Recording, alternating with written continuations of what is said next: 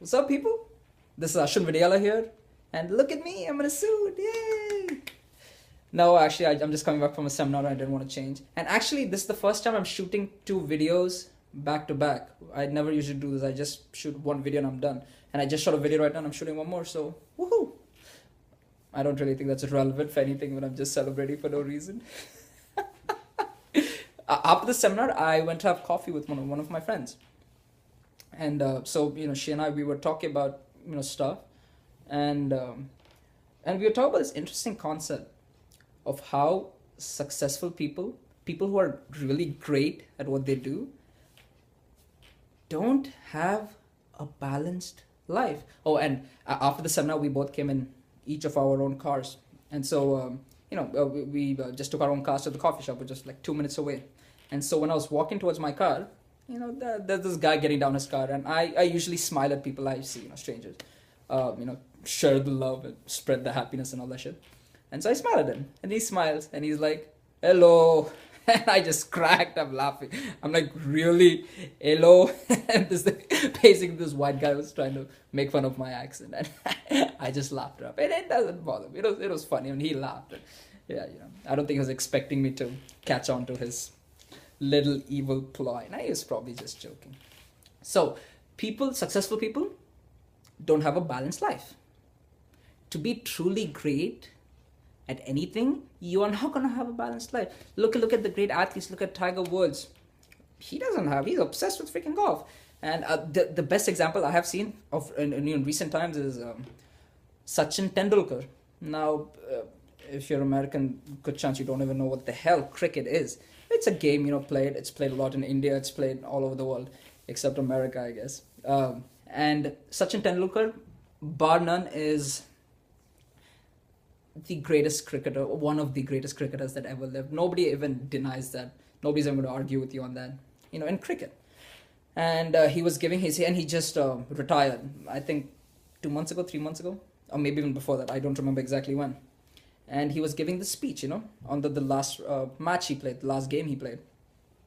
And, he was talking about how he was giving thanks to his family to be, of being supportive to his fans, to his friends, his coaches, all those people.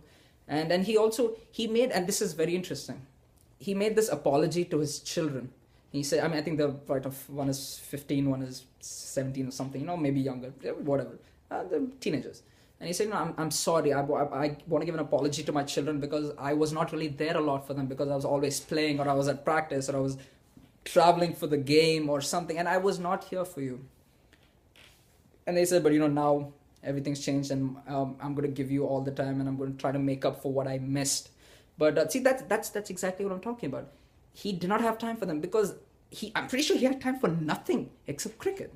And that is not necessarily the price for success or not the penalty, but it's just the reality of things. To be truly great at something, you are going to be unbalanced, and other areas are going to suffer. Look at Einstein. The most brilliant fucking theoretical physicist that ever lived could not tie his own fucking shoes. He could not tie a shoelace. And this guy is brilliant. Does that make sense? And I think he was not colorblind, but he couldn't tell colors apart or something. And I was looking at this. What is the show called? It's about superheroes. It's by the guy who. Okay, it doesn't matter. It's a show about real life superheroes. I forgot what the show is called. And they were talking about this guy. He's a blind. I can't think of the word. Hold on, I need to think of this word. He had this disease. And this guy's a pianist, and he's a savant, and autistic. There we go, autistic. I couldn't think of the word. Okay, so he had autism. So this guy's a blind, autistic guy, and he had this unbelievable ability. He could just listen to a song once, and he could play it back to you. And they tested that on an extremely complicated, I think 3-minute song, and he played back 95% of it correctly after hearing it just one time. Yeah, absolutely brilliant mind. But this guy's blind and he's autistic.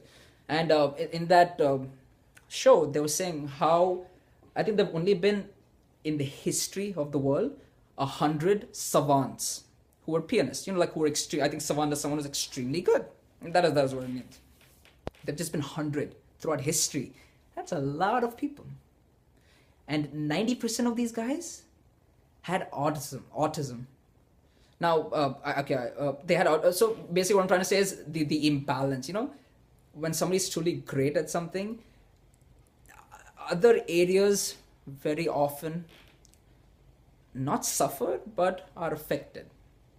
But that is, I guess, the reality of things, and that's what happens if you want to be truly great at something.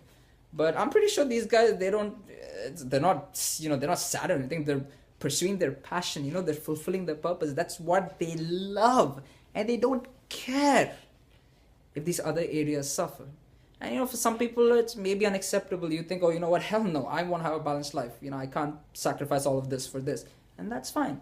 I'm pretty sure there are people out there who really don't care about anything else except that one thing they want to do.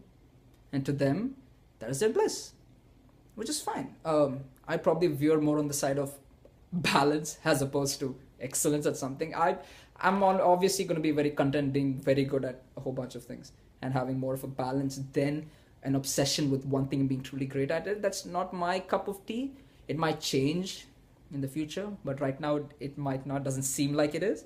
But to each his own, right? We're all different, and there is beauty in those differences.